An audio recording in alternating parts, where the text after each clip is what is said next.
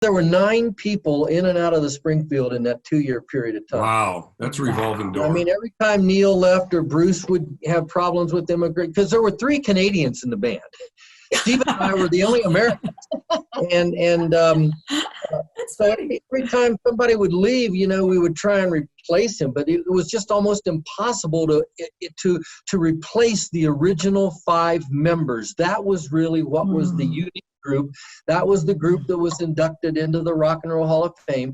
In my heart, as long as Stephen was in the band, I was going to be in the band, because Stephen and I had, a different relationship, I felt, maybe than anyone else.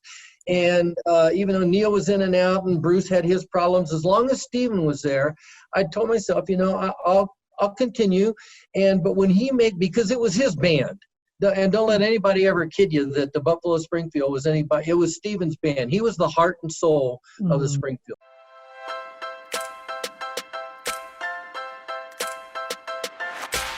Greetings and welcome to Life Off Screen. I'm Dan Rupple. This is my wife, Peggy. And Dan, my husband here, is so excited about this interview today. So excited. I rarely use the word giddy, but maybe giddy. Yeah, giddy fits. Yeah, because I grew up on this gentleman's music. Our guests are Richie and Nancy Furay. And Richie is in the Rock and Roll Hall of Fame as a member of the very influential Buffalo Springfield. He went on to play with Poco. He had a band with J.D. Souther and Chris Hillman, the Souther-Hillman-Furay Band. I don't know how they got that name. And then they're going to talk about their journey to faith. And I think you're going to just really enjoy what they have to say. And especially, you're going to love hearing Nancy's heart, because she's gut level honest about that transition and kind of where she was up to here and the changes they made and what happened when God got a hold of their heart. So stay tuned. You're going to love it. Yeah. So there's lots to talk about. Let's just jump right in. Welcome, Richie and Nancy. Hey, Dan and Peggy. How are you? Very good. It's so great to have you. Very thank you so much for the invite. This sounds like something really wonderful that you guys got planned and are doing. It just seems like a great idea. And really, I just hope that the Lord uses it to some great things for you. Well, we're certainly having a lot of fun. And you're there in your home in Colorado. I can't think of really a better place if you have to be quarantined than Colorado. Amen. I mean, beautiful. We understand. I'm looking 50 miles out there to the east right now. It's just beautiful, clear, sunshiny day. Yeah, beautiful. Well, I remember I was recalling the first time we met. I don't know if you remember this, but it was, I'm thinking if I had the date right, it was New Year's Eve, 1978. And we were playing the Paramount Theater in downtown Denver. Oh, wow. And it was with Tom Stipe, Calvary Denver at the time. And Isaac Air Freight, my comedy group, was opening. And then you were headlining, as rightly so. And then Tom followed with a message at midnight. And I remember it was the first time I met you. I remember also meeting you, Nancy, backstage. We were chatting before the evening proceeded. And who knew? 2 years later, just 2 years later, we moved to Colorado, and Dan came on as associate pastor at Calvary Chapel with Tom Stipe, who was a bandmate at one time, right? And that's where we got to kind of interact with you both more. It was a blessing. Yeah. Yeah, so it's a little bit of old home weight. Yeah. Well, what we want to do today is we want to talk about your faith journey, your marriage, your family, etc. But we want to start with your musical journey. So so let's go back. Richie, you're a Buckeye. You were raised in Ohio. Yes, I am. Yellow Springs, Ohio. I was born in L.A., but the entire Rupple family's Buckeyes. Really? Yeah. They're all from Ohio. My brother, my parents, all my aunts and uncles are from the Canton area. Canton? Yeah. Now, did you grow up in a musical family? What was kind of your influence or the spark of your musical passion?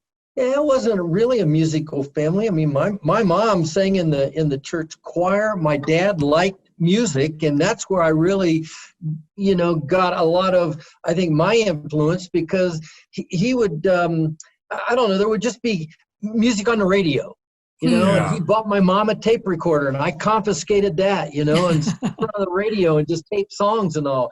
But I mean, as far as music, my sister isn't musical, and you know, I don't know where it came from for me. It's just something that just spurned in my heart, you know, asking my parents for a guitar when I was 8 years old, and wanting to be like Ricky Nelson. I remember those days. Yeah. Now, what drew you to like folk music in the early days? You know, it was mostly the commercial stuff, the Kingston Trio, Peter, Paul, and Mary, that type of. It wasn't the esoteric more stuff. It was more the commercial music. Yeah, and then you decided. I mean, the folk scene at that time was New York. Yeah, right. Greenwich Village. So you move out there. Was that kind of a scary decision to go out to New York? You know, Dan, I didn't even think about it. It was just something I knew I wanted to do. Our school choir, a cappella choir, was going to take a trip back to New York and do some concerts. And I actually had a ruptured appendix around Christmas time and dropped out of school. And my friends, Bob Harnelink and Nels Gustafson, you know, we'd already got this plan how we're going to go into the village and become the next big thing. And here I am with a ruptured appendix and dropping out of school. And I didn't even know if I was going to get to go. And I finally, you know, talked to the school, and they, as long as I would come up and rehearse with the a cappella choir, they let us go. And so we went to New York in March. And I can't believe it how my friend, not Bob, but Nels, he just got us into these little clubs on a Saturday night when all these clubs had set entertainment and got us to be able to play. Now, the catch on this whole thing was it got us to play when they turned the audiences over. I mean, what caveat? But it hooked me. And so, you know, when I talked Bob and Nels into going back to New York in the summertime, you know, let's go pursue this. You know, it didn't dawn on me. Even coming from a little town in Ohio, man, I mean, I had my sights on, you know, we're gonna be the next thing, whatever it was, you know. Right. You know, Dan talks about going into the comedy groups, and he was going down there 15, 16, 17 years old. And you think, where did you get the tenacity to do that? But it was just like you, it's that youthful confidence that you just thought you could do it. So out of character for me today. If it would be the same thing that I'd have to make a routine on today, I mean, it would be so far out of character. I don't even like to drive downtown anymore, you know, but leave this little town and head off to New York City. I mean, goodness sake. But while you're there, you make one of the most significant connections of your entire life, really, with Stephen Stills. How did that come about? He was working in one of the little clubs that we had that we played in March, and when we got back in the summertime, Stephen was playing in one of the little clubs, and we hooked up and became really good friends. Yeah. Now the folk scene certainly is starting to gravitate to LA, especially with Mr. Tambourine Man coming out, and it just kind of shifted there. I guess Stephen went first. Yeah, he did go first. Actually, when we got to New York, folk music was pretty much really dying at the time. And the group that we were in back in New York, when it broke up, we were together about 6 months. And when we broke up, Stephen went to California via Canada and met Neil Young. I went up to Pratt & Whitney Aircraft to hand out tools in the tool crib up at Pratt & Whitney Aircraft. But we all maintained a little apartment down in New York, and Neil came into New York to peddle some songs, and that's where I met Neil. And but when you mentioned the Byrds, and a friend of mine that lived across the street from me in New York, we lived on Thompson Street, Graham Parsons. Oh, another legend. He brought the Byrds' first record up to me when I was living with a family up in Connecticut, when I was working at Pratt & Whitney, and he said, "You got to hear this music. You never heard anything like it." And when I heard it, it was like, I got to get with Stephen. I got to be making music. This is really what I'm supposed to be doing. And so I got a hold of Stephen and went to California, and that's when we started the Springfield. Yeah, the California sound. You do Buffalo Springfield, and I mean, along with the Byrds, you're probably the seminal, most influential in the whole folk rock, country rock, whatever you want to call it, whatever term you want to put on it.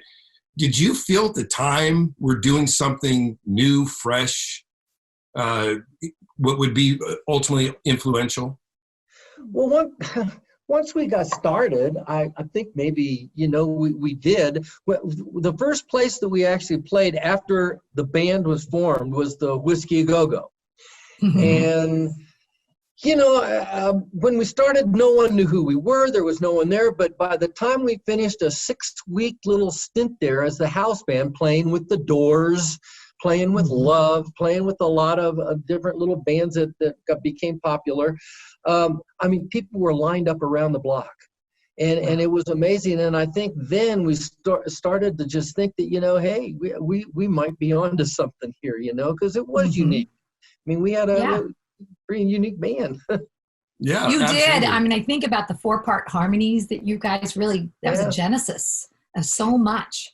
And it was a time when you could just explore and do it. I mean, when you listen to even the Springfield records today, there was so many different types of music that we did. It wasn't just one kind of music. It was a conglomerate, of music. Wow. Yeah, I mean, you had 3 real significant musical voices with you, Stills, and Neil Young, and which kind of brings me to Epix right now is running a documentary, 2-part documentary, Laurel Canyon, and you do some of the narrative early on in the episode, talking about Buffalo Springfield, and then a transition to Poco later. Laurel Canyon was really the epicenter, the flashpoint of this move. What was it about Laurel Canyon, the environment, the diversity of voices combining? Somehow or another was just the area that a lot of the musicians, lived in. Actually, Nancy lived in Laurel Canyon before we got married. Yeah, she was living there, and I moved in with Mark Volman. I don't know if you know that name or not. Yeah, I saw him with Flo and Eddie at the Golden Bear. And we played with the Turtles, and I was kind of like homeless, and Mark said, hey, come on, man, come up and live with me. It's right around Happy Together time. And Nancy lived just down the street. This is where we met. We met at the Whiskey A Go-Go through a friend, but she lived, she had a little house in Laurel Canyon just down the street from where Mark was. Wow. Well, I just know watching the doc, I was just, I was taken back by so many things, but beyond even just the musical experience of you guys all kind of gelling together and everybody being located in that area because it was cheaper. There was something about that being in community that helped. It didn't seem to you seem more collaborative than competitive. Yeah, that's what and I think at the time, I think that was really true. I think we were all for one and one for all. Hey, when Mark brought home the acetate for Happy Together, I was excited just to sit there. We were having a great time just listening to it, and so I think you're right, Peggy. We were just kind of all for one and one for all there. It was really a lot of fun. It was a great time to be making music. Yes, very special. And so Nancy, where is it that you come in here in this story, moving down the street? Go ahead, tell a story, honey. Well, my boyfriend before him told me to go see this really good band at the Whiskey A Go-Go, and I went, and he was there. She's standing in front of the stage, and I didn't want to wear my glasses at the time, but there was this really, really fine looking blonde chick that was just standing right in front of me, man, and I would sing "Sit Down, I Think I Love You" to her every night. It's awesome. Oh no. Yeah. Oh my gosh. Nancy, were you born and raised in Los Angeles? Yeah, in Granada Hills, in the San Fernando Valley. Yeah, and what took you to Laurel Canyon? I don't know. My girlfriend and I were going to the Sunset Strip, you know, going to clubs and stuff. Actually, I guess the boyfriend that I went with before Richie was a musician. And I think he was the one that introduced me to the Strip. And then we broke up. And then Pam, my girlfriend, and I wanted to move. I only lived in Laurel Canyon for 6 months. I mean, oh, I see. But it was a good 6 months to be there. Yeah, it was 6 months, and the reason I moved home was because he'd asked me to marry him, and we wanted to save money. So I moved back home with my mom. And your folks weren't skeptical for this musician guy coming on the scene? Yeah, hippie musician. So my mom was a little bit skeptical, but the minute she met him, I mean, gosh, she loved him. Who wouldn't? Who wouldn't? Yeah. Well. To talk again about Buffalo Springfield, I mean, highly influential, but a very short shelf life. You were together, what, 2 years and what, 3 albums, something like that? 3 albums. Yeah. Now, impossible. So with Jim Messina, you formed Poco, which is another seminal group. And did you have a different vision for what Poco should be versus Buffalo Springfield? Yeah. Simply because I think Jimmy Messina and I, you know, we'd become friends, and Jimmy had, I think, a bit of very country influence. And, you know, when the Springfield, you know, there were 9 people in and out of the Springfield in that 2-year period of time. Wow. That's a revolving door. I mean, every time Neil left or Bruce would have problems with immigrants, because there were 3 Canadians in the band. Steve and I were the only Americans. And so every time somebody would leave, you know, we would try and replace him, but it was just almost impossible to replace the original 5 members. That was really what was the unique group. That was the group that was inducted into the Rock and Roll Hall of Fame. Jimmy probably came the closest. He was an engineer of ours at Sunset Sound. And Jimmy and I just struck up a friendship. And so in my heart, as long as Stephen was in the band, I was going to be in the band, because Stephen and I had, you know, a different relationship, I felt, maybe than anyone else. And even though Neil was in and out and Bruce had his problems, as long as Stephen was there, I told myself, you know, I'll continue. But when because it was his band. And don't let anybody ever kid you that the Buffalo Springfield was anybody. It was Stephen's band. He was the heart and soul of the Springfield. There's no doubt about it. But when he left, you know, Jimmy and I, you know, we just, we were on a Beach Boys tour, and we kind of saw things happening, you know, this isn't going to go much longer.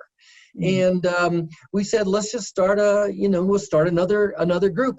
I had written Kind Woman during that time, and we were looking for a musician to play the steel guitar on that song. And it happened to be a road manager of ours that recommended Rusty Young. And so when Rusty came out and played, then all the pieces started to come together. He brought George Grantham in, who's a singing drummer. And then we were just looking for bass players. And, you know, we auditioned Randy Meisner and Timothy B. Schmidt on the same day. Oh, you're kidding. No. Wow. Then once we filled in, you know, that slot, then we were off and running. Somebody you probably didn't know that, I won't say auditioned for the band, but kind of we were looking at maybe joining the band, was Greg Allman. Is that right? Really? Yeah, he was hanging around town. His brother had gone back to Atlanta. Dwayne had gone back to Atlanta or Macon or somewhere in Georgia.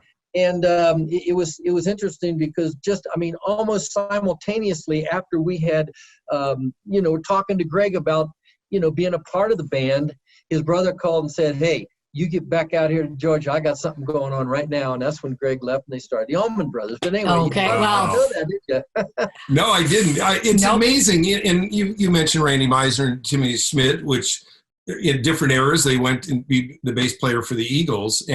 But there just seems to be all these interchanging parts with all the bands back then. It's amazing community. But now you're in Poco through the Crazy Eyes album, I think, something like that. Yeah, Crazy Eyes was the last one. Yeah, and then you hooked up with J.D. Souther and Chris Hillman. Now, at that point, that's when you're starting to struggle, right? In your marriage and maybe life? Life in general. I mean, I was being driven at the time. I was watching a lot of my friends go off to rock and roll success.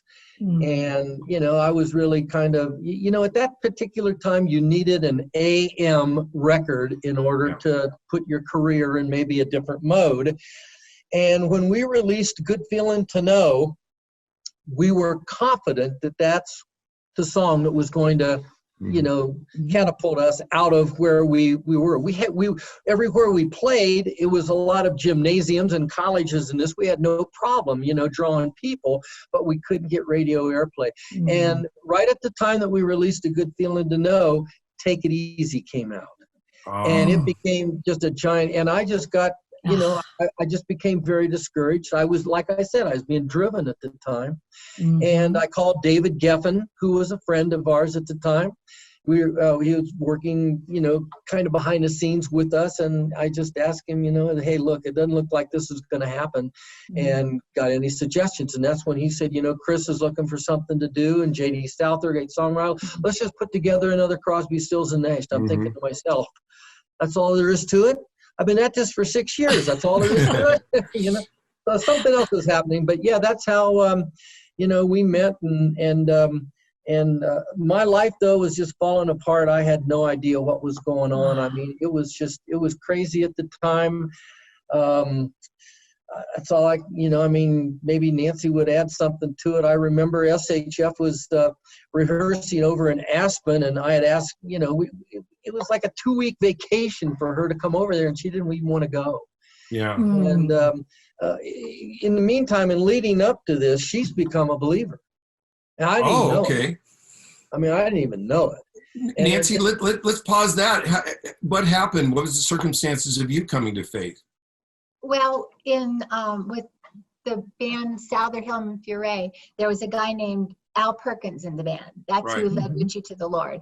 And he and his wife Debbie gave us tapes and books to read. And in the middle of, I think it was Satan is Alive and Well, by Hal Lindsey. And in the middle of the book, there's a little, you know, get on your knees and pray. And I did it. And I became a Christian. And our marriage, we were struggling. It was hard, you know. Yes. And I thought, oh, I can get out of this. I'm a Christian and he's not. Escape clause.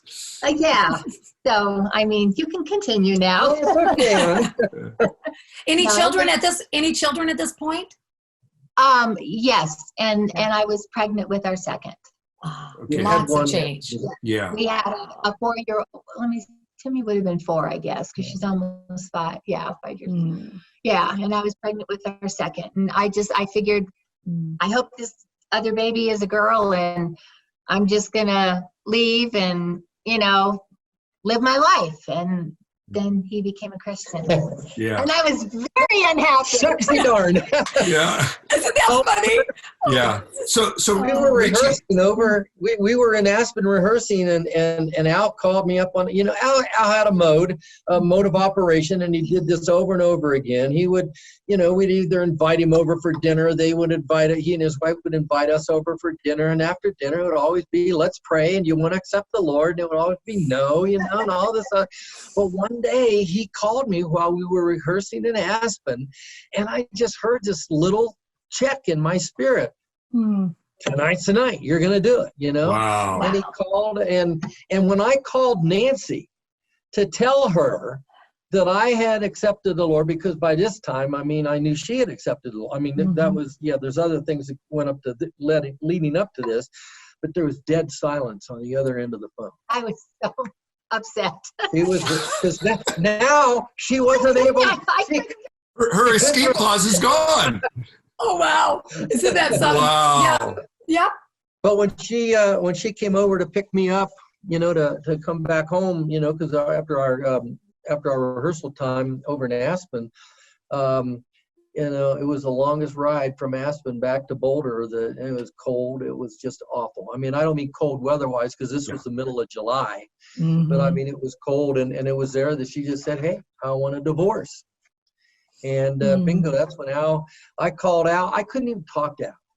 I was so devastated, you know, and he said, well, come on out to California, and we'll just try and see our way through it. And that's when he took me down to Calvary Chapel, and I started meeting all kinds of, good friends down there and all. But yeah, it was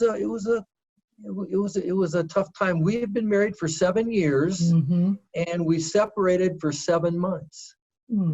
And it was one of the most difficult times. I think I had every counselor in the world.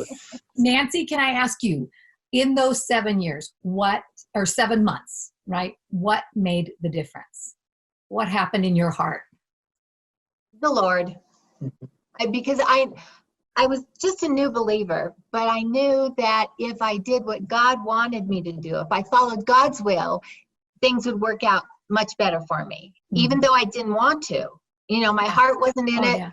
And I basically willed myself to do what God wanted me to do. And he restored, my love for him, Yeah, well, I mean, it wasn't like just flipping a switch. No. It was months. Getting started again. It was hard. It was a challenge. God starts healing your marriage. You're both have come to faith, and are you questioning whether to return to music? And if so, do you now, as a Christian, are you thinking, I need to reapproach music as a believer? I was definitely, when Nancy and I got back together, I really didn't have much of an idea that I was going to get back into music. But it seemed like everybody that I was meeting at Costa Mesa, was in the music business, and or had little groups together. And so one thing led to another. And, we did I've Got a Reason. And I mean, if you remember on a line in that album, or on that song, is music was my life and finally took everything. Ain't it funny how you got it all and not a thing? And that's where I was at. And it was like I really didn't have any intentions of going back into music, but I did go after it with 3 albums, with I've Got a Reason, Dance a Little Light, and I Still Have Dreams. And it just seemed like, nothing would take off. It reached into the top 40, but even at that, just nothing was really happening. And that's when, interestingly enough, I got a hold of Tom Stipe. And I told Tom, hey, Tom, I'm not sure really what's going on here, but I think, the Lord's leading me in some other directions. And I think, maybe we might start a little home Bible study. And I think maybe, we'll see where the Lord wants to go from there. He says, well, man, that's a 10-year commitment. That's 10 years. I don't know if Tom ever remembers that. Yeah. It was a lifelong commitment. That's right. So it was a 10-year commitment. Well, he was easy on us because 2 years into our commitment on his past 3 years on his pastoral staff, and we had all this industry stuff that was happening, pulling us back into the entertainment field. And we took Tom Marielle out to dinner. Yeah, and they sent us packing with blessings. So what does that say about us? We said we feel the Lord's calling us back to Hollywood, and we thought they were going to go ballistic, And Tom gave me some of the best advice. Yes, he says, you know what, Dan? He says, you should go. He says, there's a lot of people who God is calling to be a pastor, but there's few that are calling them to be Christians in the entertainment industry in Hollywood. I know when I became a pastor, I mean, I had all the encouragement from so many of my pastor friends in California. I mean, from Greg and Lori and I mean, just people that were Mike Mack, and they were all just encouraging me, to don't let music go, man. God's giving you a gift and talent, so don't let that go as well. With the church, it was maybe a little different situation at the first, because they were afraid for their pastor to be, to be going off into the world doing things. They thought, oh man, what is this double-minded man, unstable in all of his ways, and this, and that, and the other. And it was a struggle at first. As the church and as churches do, as they overturn and people get to know you even better, or the church becomes more of a family situation, because our church has never been really big, was never big out here. It's about, 250 at the most, but people would come and they would see us play, and they would see that our testimony never changed. Going back to your album, I've Got a Reason. This was profoundly impactful in the life of my husband. I want you to tell that, hon. Yeah. Because I just want you to know that it was so instrumental in my life as well. Yeah. Well, I've told you this a couple times, Richie. I don't know if Nancy's heard it, but in early '77, I was playing the Troubadour. I was playing all the clubs doing comedy, and I felt this what I later interpreted the voice of the Lord saying, you need to seek God. You need to seek a relationship. And I looked into the Baha'i faith, found it empty. I looked into spiritualism, found it empty. And then being a real folk rock fan, I heard Jackson Browne's album. I've got Pretender. And I just wore that out. It's a masterpiece album, but it's all about disillusionment. It's all about follow your dreams until they shatter. It was basically, you just live your life and then you fall off a cliff and there's no purpose or meaning. And then we got in I've Got a Reason. And I knew you because of Poco and Buffalo Springfield. So I immediately, and then I wore out your record. And it had such a profound effect because it was such a unique counterpoint to the Pretender. And it was saying, I've got a reason. Yeah. I've got a reason. And that's what I was looking for. I wasn't in crisis. I was looking for purpose in life, for meaning. And then shortly thereafter, I came to the Lord. But so it had such an impact when I came to the Lord. And the thing about it is, and I know you and I have talked, sometimes you wonder. I remember those are the days that with a Christian album, sometimes Christians would count the times you said Jesus in the lyrics. And if you didn't meet a quota, I know they did it with our records. If you didn't meet a quota, it wasn't Christian, Hey, Don. Yeah, exactly. Yes. But one of the things that really resonated with me was it wasn't an overtly, in your face, but it was doing what Jesus did with the parables. Yes. It gave me a glimpse of the kingdom. It said Praise in this, in this album, I'm giving you glimpses of what it is to be a child of God living in the kingdom life. Yeah. So I want to thank you publicly. I want to thank you. It is part of this testimony. Always. I want to thank you too. I mean, just for giving me that encouragement, because sometimes, you just don't know if you're having an impact on anyone's life with what you say. And I know that album, the word Jesus isn't on that album any place, but it's all over the album. Exactly. He is all over that album, and a lot of it has to do with Nancy's and my working through the things, or from my perspective, what was going on.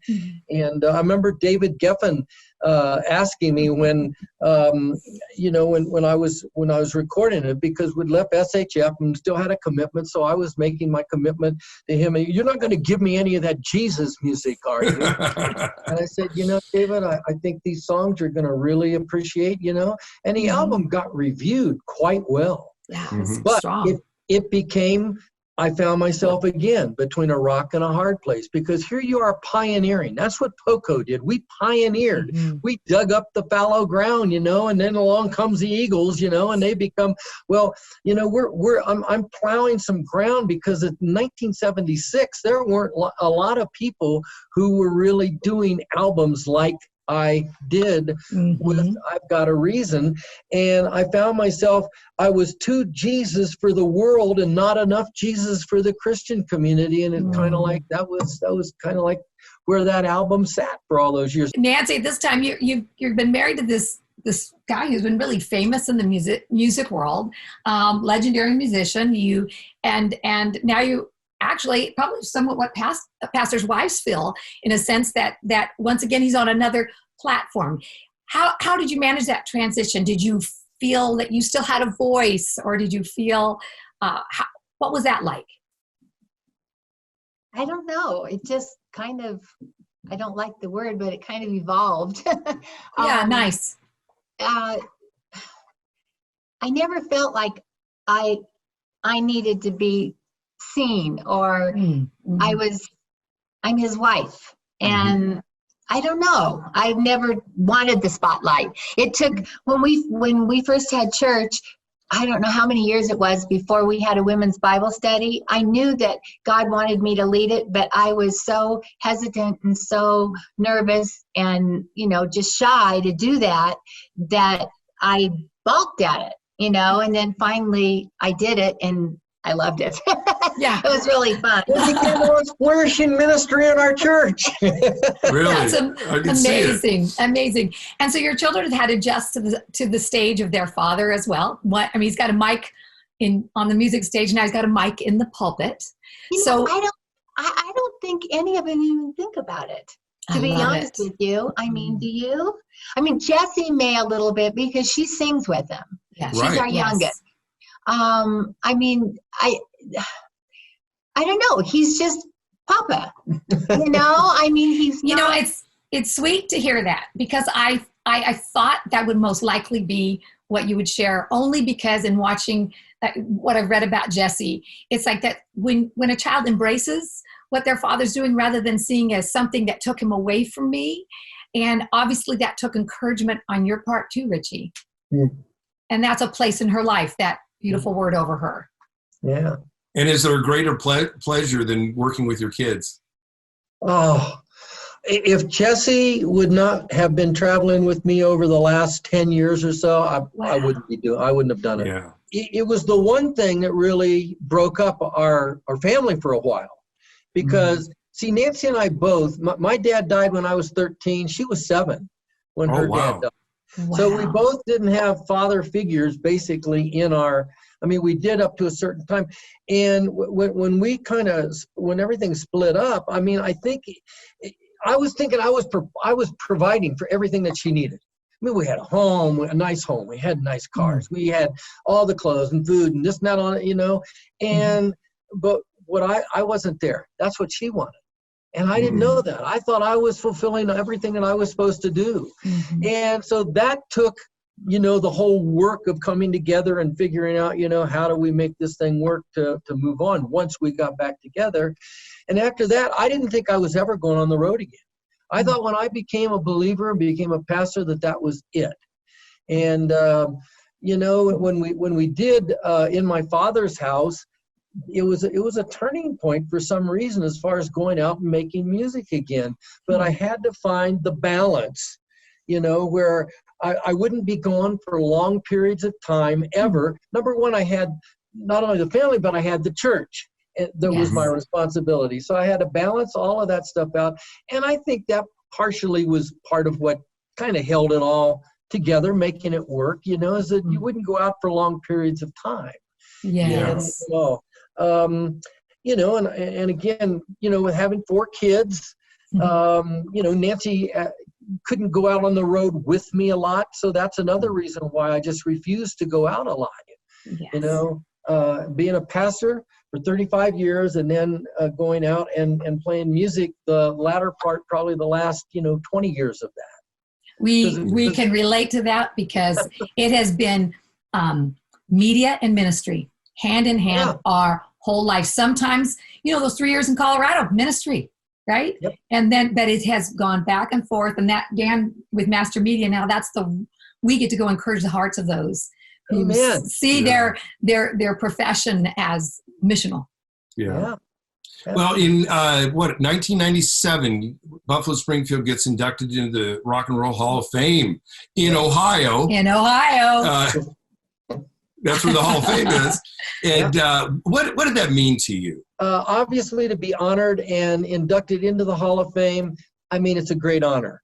You see your name written up there in that one little place up there with Elvis Presley or with Ricky Nelson. I want to say that, yes, it's quite an honor to think that, I could go from Yellow Springs, Ohio to New York City, being a folk singer and playing rock and roll music, to being a pastor and inducted into the Rock and Roll Hall of Fame. It's an honor. There's no doubt about it.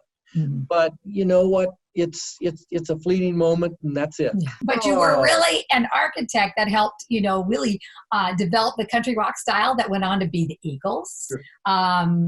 Jackson Brown, Linda Ronstadt, all those. Yeah. So that it's so funny. Like you said, you don't even realize you're just following what this unction. Just doing it. We're just doing it. You know, we didn't. I didn't think, okay, Jimmy, we're going to go plow some ground now for the Eagles, who will be coming along in a couple. No, we were making music that touched our hearts, and that's what we wanted to do. Mm-hmm. Build an audience at the Troubadour, and from there we went on. You know, and you're just doing. It wasn't contrived to the point, you know. I mean, from Springfield to Poco to anything, we just did what was natural to us. Right. Never had to be. You do what somebody. We want you to sound like so and so. We want That's that never happened. You know, we were always pioneering. We were always starting the whatever we did. Yeah. Well, as we wrap up, I want to circle back to Laurel Canyon and talk to you about the role music plays in our cultural narrative.